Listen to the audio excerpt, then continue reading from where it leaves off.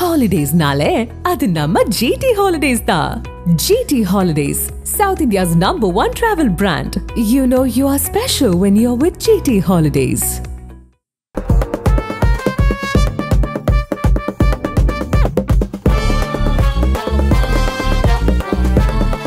பாரஞ்சித் போன்ற மனிதாபிமானம் பேசுகிறவர்கள், சுயமரியாதை பேசுகிறவர்கள், மனிதம் குறித்து நிறைய பேசுகிறவங்க பண்ணணுங்கிறது தான்.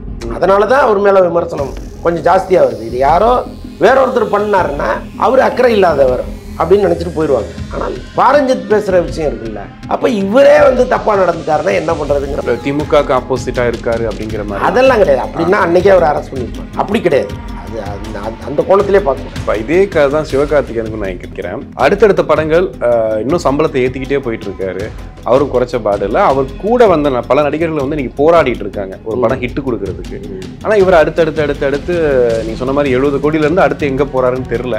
விஜய் மிஞ்சிருவாருன்ற மாதிரிலாம் பேசுறாங்க. இது எப்படி சார் எடுத்துக்கிறது?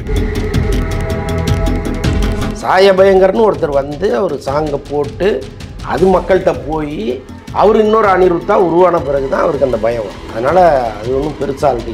அப்போ நீங்கள் மார்க்கெட்டில் முதலிடத்திற்கு ஒருத்தர் வர்ற மாதிரி சூழ்நிலை இருந்தாலே போதும். இவங்களே ஏற்றி அங்கே உட்கார வச்சுருவாங்க. வாங்கன்னு இல்லைன்னா தள்ளிட்டு போய் அங்கே உட்கார வச்சுருவாங்க. அதுதான் சாயபங்கர் விஷயத்தில் நடக்குது. இன்னொன்று ஒரு இளையராஜாவோ ஒரு இமானோ இந்த மாதிரி மெலடிகள்லாம் இன்றைக்கி 2ஆம் பட்சம்ங்கிற மாதிரி மாறிடுச்சு.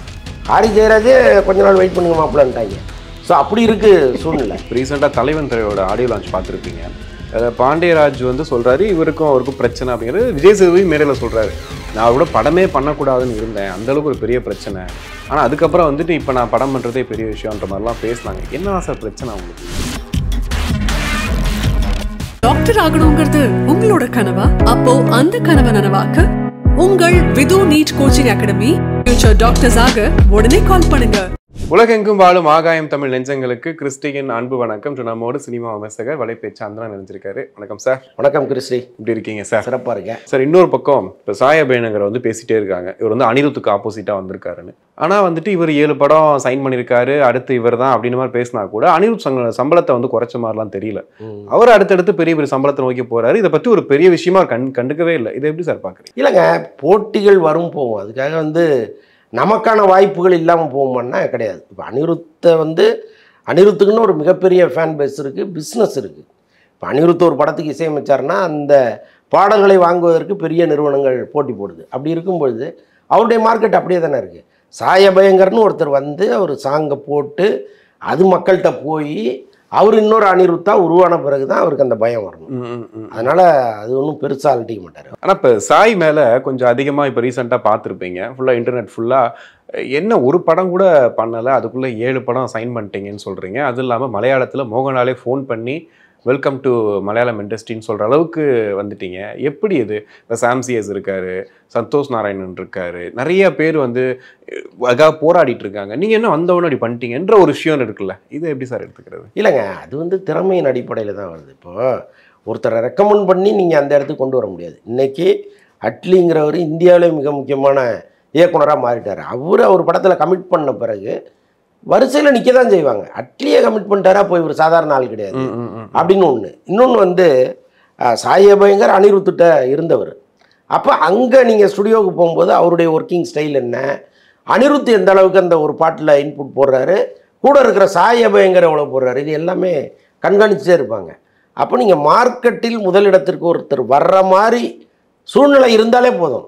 இவங்களே ஏற்றி அங்கே உட்கார வச்சுருவாங்க. ஓகே, வாங்கன்னு இல்லைன்னா தள்ளிட்டு போய் அங்கே உட்கார வச்சுருவாங்க. அதுதான் சாயபங்கர் விஷயத்தில் நடக்குது. இன்னொன்று, இன்றைக்கி இருக்கிற அந்த 2K கிட்ஸு, ஜென்சி கிட்ஸு இவங்களுக்கு எல்லாருக்குமே பிடிக்கிற அளவுக்கு இசைங்கிறது இன்றைக்கி வேறு வடிவத்தில் இருக்குது. ஒரு இளையராஜாவோ ஒரு இமானோ இந்த மாதிரி மெலடிகள்லாம் இன்றைக்கி 2ஆம் பட்சம்ங்கிற மாதிரி மாறிடுச்சு. ஹாரி ஜெயராஜே கொஞ்ச நாள் வெயிட் பண்ணுங்க மாப்பிள்ளான்ட்டாங்க. ஸோ அப்படி இருக்குது சூழ்நிலை. ஸோ இந்த சூழ்நிலையில் இந்த இளைஞர் கூட்டத்தை கவர்கிற அளவுக்கு சாங் போட்டவர் சாயபங்கர். அவருடைய தனி பாடல்கள் எல்லாமே மிகப்பெரிய ஹிட்டு. இன்னொன்று பார்த்தா அவர் நடிகராகவும் ஜெயிக்கிற அளவுக்கு ஒரு பேரழகனாக இருக்கார் அவர். இப்போ அதில் அவரே அந்த ஆல்பத்தில் வர்றாரு, டான்ஸ் ஆடுறாரு. அந்த பாட்டு ரொம்ப நம்ம என் வயசில் அதை எனக்கு ரொம்ப பிடிக்குதுன்னா பாருங்கள். என்னுடைய மகனோ அதை ஏன் விரும்ப மாட்டாங்க. அப்போ அந்த கூட்டம் மொத்தமும் சாயபயங்கருக்கு ஆதரவாக நிற்கிது. அதனால் மார்க்கெட்டில் ஆட்டோமேட்டிக்காக அவருடைய படங்கள் எண்ணிக்கை அதிகரிச்சுட்டே இருக்குது. இதை தவறுன்னு நம்ம சொல்ல முடியாது. கண்டிப்பாக இதே கதை தான் சிவகார்த்திகேயனுக்கும் நினைக்கிறேன். அடுத்தடுத்த படங்கள் இன்னும் சம்பளத்தை ஏற்றிக்கிட்டே போயிட்டு இருக்காரு. அவரும் குறைச்ச பாடு இல்லை. அவர் கூட வந்த பல நடிகர்கள் வந்து இன்னைக்கு போராடிட்டு இருக்காங்க ஒரு படம் ஹிட்டு கொடுக்கறதுக்கு. ஆனால் இவர் அடுத்து நீங்கள் சொன்ன மாதிரி 70 கோடியிலேருந்து அடுத்து எங்கே போறாருன்னு தெரில. விஜய் மிஞ்சிருவாருன்ற மாதிரிலாம் பேசுகிறாங்க. இது எப்படி சார் எடுத்துக்கிறது? இல்லைங்க, அவருடைய வளர்ச்சிங்கிறது நிச்சயமாக நம்ம பாராட்டணும். அந்த வளர்ச்சி வந்து சும்மா போகிறவங்க வரவங்க அள்ளி கொடுக்கறதுக்கு சினிமான்னா வந்து அப்படியே அவ்வளோ பணத்தை ஒவ்வொருத்தரும் கள்ள மார்க்கெட்டில் வாங்கி வச்சுருக்காங்க. அப்படிலாம் கிடையாது. எல்லோரும் கடன் வாங்கி தான் படம் எடுக்கிறாங்க. அவங்களுக்கும் ஒரு லாப நஷ்ட கணக்குகள்லாம் இருக்கும். அப்படியே தூக்கி எடுத்து கொடுத்துட மாட்டாங்க. அப்போ வாங்குகிற இடத்தில் அவ்வளோ பெரிய தொகையை வாங்குகிற இடத்துக்கு அவர் வந்துட்டாருன்னு தான் அர்த்தம். அவருக்கான ரசிகர் கூட்டம், அவருக்கான பிஸ்னஸ்ஸு, இது எல்லாமே பார்த்து தான் அந்த சம்பளத்தை கொடுக்குறாங்க. அவரும் வந்து தன் தகுதிக்கு மேலே கேட்கல. ஒரு படம் ஹிட் ஆகுது, இவ்வளோ வசூலில் இந்த கணக்கு விவரங்கள் எல்லாமே கேட்டுட்டு சரி அடுத்த படத்துக்கு இவ்வளோ ஏற்றுவோம்னு ஏற்றுறாரு. அது தவறுன்னு நம்ம சொல்ல முடியாது. ஓகே, இப்போ கிங்காங் மகள் திருமணம் பார்த்துருப்பீங்க, நிறைய பேர் வரல, குறிப்பாக சிவகார்த்திகேயன் வரல. ஏன்னா அவங்களோட பொண்ணு கொடுத்த இன்டர்வியூவில் கூட ரொம்ப ஃபேவரட் சொன்னாங்கன்னு சொல்லிட்டு இருந்தாங்க. பார்த்தா நேற்று அவர் வீட்டுக்கே போய் அவங்க கூட உட்காந்து பார்த்து பேசி பழகினதை பார்த்தோம். அதாவது சினிமாவில் நம்ம நடிகர்கள் இப்படி தான் இருப்பாங்கன்னு நினைக்கும் போது சிவகார்த்திகேயன் மட்டும் தனி ரூட்டில் நான் அப்படி கிடையாதுங்க, நான் ரொம்ப நல்லவன் தான் அப்படின்ற மாதிரி காட்டிக்கிற விஷயம் இருக்குல்ல, இது எப்படி சார் எடுத்துக்கிறீங்க? இல்லைங்க, இந்த கிங்காங் வீட்டு திருமணம்ங்கிறதே வேற. ஆக்சுவலாக இது அரசியலாக மாறிடுச்சு. முதல்ல ஒரு தனிநபர் வீட்டு திருமணமாக இருந்தது, ஆஃப்டர் மேரேஜ் வந்து ஒரு அரசியலாக மாறிடுச்சு. ஒரு மனுஷன் அவருடைய அந்த அந்த ஸ்டேஜ் யோசிச்சு பாருங்கள். அவர் வந்து பொருளாதாரத்தில் ரொம்ப மேம்பட்டவர் கிடையாது. அவருடைய உயரம், அவர் கஷ்டப்பட்டு போராட்டம் நிறைய ஒரு நாடி போய் ஒரு இன்விடேஷனை வச்சு வருவாங்கங்கிற நம்பிக்கையோட கூப்பிடும்போது யாருமே போகாதுங்கிறது ஒரு மிகப்பெரிய எரிச்சலை பொதுமக்களுக்கு உருவாக்கியிருக்கு. அவங்க எல்லாமே வந்து பயங்கரமாக திட்ட ஆரம்பிச்சிட்டாங்க. இப்போ இந்த யாருக்கெல்லாம் ஒரு இன்விடேஷன் கொடுத்து அந்த ஸ்டில்லெல்லாம் வந்துச்சோ எல்லா ஸ்டில்லையும் எடுத்து போட்டு சம்மந்தப்பட்ட எல்லாரையுமே அசிங்கமாக திட்ட ஆரம்பிச்சிட்டாங்க. அப்போ பொதுமக்களுடைய எரிச்சலை நம்ம சம்பாதிச்சிட்டோம்னா அந்த எரிச்சல் வெறுப்பாக மாறும். அது தியேட்டருக்கு வந்து படத்தையே காலி பண்ணுற அளவுக்கு இவங்க நினைக்கிறாங்க. ஸோ அதனுடைய விளைவு தான் ஐயோ வேண்டாம் நம்ம போய் இதை சால்வ் பண்ணிவிடுவோன்ட்டு வராங்க. அப்படி தான் வந்து ஒவ்வொருத்தராக இப்போ போயிட்டுருக்காங்க. நீங்கள் கேள்விப்பட்டிருக்கீங்களா? ஒன்று கல்யாணத்துக்கு போவாங்க, இல்லைன்னா ரிசப்ஷனுக்கு போவாங்க, இல்லைனா குழந்தை பிறந்தா பார்க்க போவாங்க. நீங்கள் கல்யாணம் முடிஞ்ச பிறகு ஒவ்வொருத்தராக போகிறாங்கன்னா ஒரே காரணம் அந்த பொதுமக்கள் தான், இவங்களுடைய ரியாக்ஷன் தான். ஓகே சார், ராமாயணா அதாவது இன்னும் எத்தனை ராமாயணம் வரும்னு தெரியல, ஆனால் 4000 கோடி அப்படிங்கிறாங்க பட்ஜெட்டு. எப்படி சார் அது ஆக்சுவலி? ஆமாங்க, ஆக்சுவலாக இன்றைக்கி வந்து இந்த புராணங்களையும் இதிகாசங்களையும் படமாக்க சொல்லி எங்கிருந்தோ பணம் வருது. ஒவ்வொருத்தரும் வந்து தன் பணத்தை போட்டு எடுக்கிறாங்களன்னா பெரும்பாலும் அப்படி இல்லை. நீங்கள் பாருங்கள், மிகப்பெரிய நடிகர்கள் எல்லாருமே வந்து ஒரு நல்ல கதையை கேட்டு கால்ஷீட் கொடுக்கறதுக்கு நாயாக அலைய விட்றாங்க. ஆனால் ஒரு மகாபாரதம், ஒரு ராமாயணம் வாங்கன்னா போயிடுறாங்க. அவ்வளோ சம்பளம் கொடுக்குறாங்க, எல்லா ஃபெசிலிட்டியும் அவங்களுக்கு கொடுக்குறாங்க, அந்த படத்துக்கு அத்தனை 1000 கோடிகள் அள்ளி போடுறாங்க. அப்போ ஒரு பெரிய படத்தில் நம்ம இருக்கோங்கிற ஒன்று. இன்னொன்று வந்து இதில் கால்ஷீட் கொடுக்கலன்னா ஏதாவது பிரச்சனை ஆயிருமோன்ட்டு போகிறாங்க. ஸோ இவ்வளோ வேலைகளும் நடக்குது.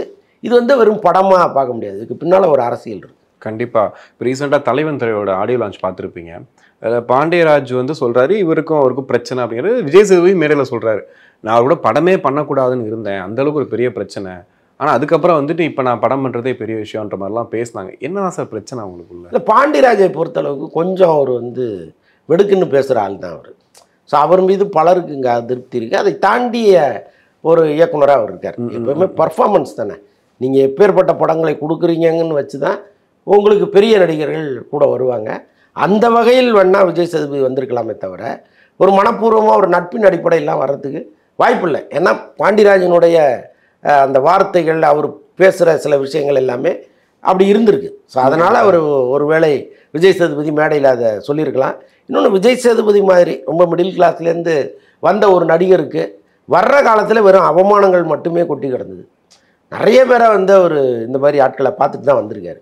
அப்போ வளர்ந்த பிறகு இன்றைக்கி வர்றவங்க எங்கேயோ ஒரு மேடையில் அவங்கள சொல்லணும்னு அவருக்கு தோணுது சொல்கிறார். ஸோ அதனால் இதுக்கு பின்னால் என்ன இருக்குது அப்படின்லாம் நம்ம ஆராய்வதை விட இவருக்கு கொஞ்சம் வாய் அதிகம், இவர் அனுபவிச்சவர், அவ்வளோதான். ஓகே.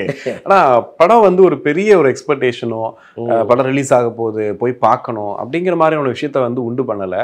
இது விஜய் சேதுபதி படங்கள்னால அப்படி இருக்கா? ஏன்னா அவருடைய தொடர்ந்து பல படங்கள் பார்க்குறோம், ஏதாவது 2 படம் 3 படம் பெரிய ஹிட்டு கொடுக்குது. ஆனால் விஜய் சேதுபதின்ற அந்த கெத்து, அந்த ஒரு விஷயம் குறையவே இல்லை, அது இருந்துக்கிட்டே தான் இருக்குது. ஆனால் அவர் படம் வரும்போது பெருசாக ஒரு எக்ஸ்பெக்டேஷன் இல்லை. சரியா? இல்லை தான், பட்டு இந்த படத்தை பற்றி நல்லா தான் சொல்கிறாங்க. நான் விசாரித்த வரைக்கும் இந்த படம் ரொம்ப ஹியூமராக இருக்குது, காமெடியாக. ஆமாம், இந்த படம் விஜய் சேதுபதிக்கு மிக முக்கியமான படமாக இருக்கும், ஒரு வெற்றி படமாக அமையுங்கிற அளவுக்கு சொல்கிறாங்க. அதுக்கும் வாய்ப்பு இருக்குது. ஆமாம். ஸோ ரீசெண்டாக அந்த ரஞ்சித்தோட படத்தில் நடந்த விஷயத்த பார்த்துருப்பீங்க. இது முன்னாடி நடந்திருக்கு, அஸ்வின் சங்கர் படத்துக்கு நடந்திருக்கு, ஏகப்பட்ட படம் நடந்திருக்கு. ஆனால் ரஞ்சித் ஒரு மாதிரி டார்கெட் பண்ணுற மாதிரி ஃபீல் ஆகுது. கேஸ் போடுறாங்க, இதெல்லாம் நடந்துகிட்ருக்கு, கொஸ்டின்ஸ் அவர் மேலே நிறைய வைக்கிறாங்க. சமூக வலைதளங்களையும் அதிகமாக ரஞ்சித்தை வந்து பேசுகிற விஷயத்த பார்க்குறோம். எதனால இந்த இது ஒரு அரசியல் தலையீடுனால அப்படி நடக்குதா? இல்லை, அரசியல் தலையீடெல்லாம் இதில் இருப்பதற்கு வாய்ப்பு இல்லை. டார்கெட் பண்ணுறாங்கன்னு சொல்கிறதையும் நம்மளால் ஏற்றுக்க முடியாது. ஏன்னா இப்போ தொடர்ந்து நடக்குது, அவங்களெல்லாம் விட்டுட்டு இவரை கேள்வி கேட்குறீங்களே அப்படிங்கிறது இல்லை. எப்போ இந்தியன் 2 படத்தில் ஒரு விபத்து ஏற்பட்டுச்சோ அதற்கப்புறம் இங்கு பேசப்பட்ட விஷயங்கள் நிறைய. அதுக்கு முன்னாடி ஆக்சிடென்ட் ஆச்சு, விபத்துகள் வந்து சகஜம்தான், அதுக்கு என்ன இழப்பீடோ அதை கொடுத்துட்டு இருந்திருக்காங்க. ஆனால் இந்தியன் 2 விபத்துங்கிறது ஒரு மிகப்பெரிய விபத்தாக மாறிச்சு. ஸ்பாட்டில் 3 பேர் செத்தது, அதற்கப்புறம் இன்னும் பல பேருக்கு அங்கே வந்து அடிபட்டது. இது எல்லாமே சேர்ந்து இனிமேல் இப்படி ஒன்று நடக்கக்கூடாதுன்னு திரையுலகம் முடிவெடுத்துச்சு. பெப்சி எடுத்தாங்க, தயாரிப்பாளர் சங்கம் எடுத்துச்சு, காவல்துறையே நிறைய அடக்குமுறைகள்லாம் இங்கே பேசினாங்க. அன்றைக்கி நீதிமன்றமும் கூட இந்த மாதிரி ஸ்டண்ட் காட்சிகள் எடுக்கும் பொழுது நீங்கள் என்ன பாதுகாப்பு வழி வச்சுருக்கீங்க அப்படின்லாம் கேள்விகள் கேட்டாங்க. அதுக்கப்புறம் எல்லாருமே சேர்ந்து முடிவெடுத்தது என்னென்னா, இந்த மாதிரி சண்டை காட்சிகள் எந்த படத்துக்கு எடுக்கப்பட்டாலும் ஒரு ஆம்புலன்ஸ் இருக்கணும், ஒரு டாக்டர் இருக்கணும், ஒரு நர்ஸ் இருக்கணும் அப்படிங்கிறது தான் அவங்க எடுக்கப்பட்ட முடிவு. ஆனால் அதை பாரஞ்சித் போன்ற மனிதாபிமானம் பேசுகிறவர்கள், சுயமரியாதை பேசுகிறவர்கள், மனிதம் குறித்து நிறைய பேசுகிறவங்க பண்ணணுங்கிறது தான். அதனால தான் அவர் மேலே விமர்சனம் கொஞ்சம் ஜாஸ்தியாக வருது. இது யாரோ வேறொருத்தர் பண்ணாருன்னா அவர் அக்கறை இல்லாதவர் அப்படின்னு நினச்சிட்டு போயிடுவாங்க. ஆனால் பாரஞ்சித் பேசுகிற விஷயம் இருக்குல்ல, அப்போ இவரே வந்து தப்பாக நடந்துட்டாருன்னா என்ன பண்ணுறதுங்கிற ஒரு கூடுதல் அக்கறையில் தான் அவர் மீது அவர் இந்த குற்றத்தை வைக்கிறாங்களே தவிர அவரை டார்கெட் பண்ணணும்லாம் அவசியம். திமுகவுக்கு ஆப்போசிட்டாக இருக்காரு அப்படிங்கிற மாதிரி அதெல்லாம் கிடையாது. அப்படின்னா அன்னைக்கே அவர் அரெஸ்ட் பண்ணியிருப்பாங்க. அப்படி கிடையாது, அது அந்த கோணத்திலே பார்க்கக்கூடாது. ஓகே, மாரிசன் ட்ரெய்லர் பார்த்துருப்பீங்க, எப்படி சார் இருக்குது? என்ன மாதிரி இருக்குது? அல்டிமேட்டாக இருக்குது. எனக்கு அதுவும் வந்து இந்த வடிவேலு ஃபகத் ஃபாசில் 2 பேருமே வந்து நடிப்பு அரக்கணுங்க. இது எப்படி வந்து ஸ்க்ரீனில் அவங்க ப்ரெசென்ட் பண்ணியிருப்பாங்கங்கிறது ஒரு பெரிய ஆர்வமாக இருக்குது. அந்த கதையினுடைய லைனை கேட்கும்போது அது இன்னும் பெரிய விஷயம், ரொம்ப சூப்பராக இருக்குது. ஸோ அதனால் ஒரு பெரிய ஹிட்டு படமாக இருக்குங்கிற மாதிரி நான் அதை நினைக்கிறேன். கண்டிப்பாக. இறுதியாக பைசன் ஒரு படம் சொன்னாங்க, பட் அது என்ன நடந்துகிட்டு இருக்குன்ற எந்த தகவலுமே இல்லை. என்ன சார் நடந்துகிட்டு இருக்காங்க? இல்லை, அதுக்காக வந்து முன் தயாரிப்புகளுக்கே பல மாதங்கள் செலவிட்டார் துரு விக்ரம். அதே மாதிரி மாரி செல்வராஜ் அவர் படங்கள் எல்லாமே வந்து ரொம்ப அழுத்தம் திருத்தமான ஒரு படமாக இருக்கும். ஏதோ மேம்போக்காக ஒரு படம் பண்ணுறவர் இல்லை. ஸோ அப்படி இருக்கும்போது இந்த படத்தையும் அவர் இழைச்சிக்கிட்டே இருக்கார். ஓகே, அதனால் நீங்கள் அவசர அவசரமாக ஒரு இடியாப்பம் கண்டி கொடுங்கன்னா அது என்றைக்கோ கொடுத்துருப்பாரு. ஒரு நல்ல படமாக வரப்போகுது. ஸோ அதனால தான் இவ்வளவு தாமதம்னு நம்ம எடுத்துக்கோம். ஓகே, கண்டிப்பாக சார், பொறுத்து வந்து பார்ப்போம். நேரத்துக்கு நன்றி. நன்றி. ஹாலிடேஸ்னாலே அது நம்ம GT ஹாலிடேஸ் தான். GT holidays, South India's #1 travel brand. You know you are special when you're with GT holidays.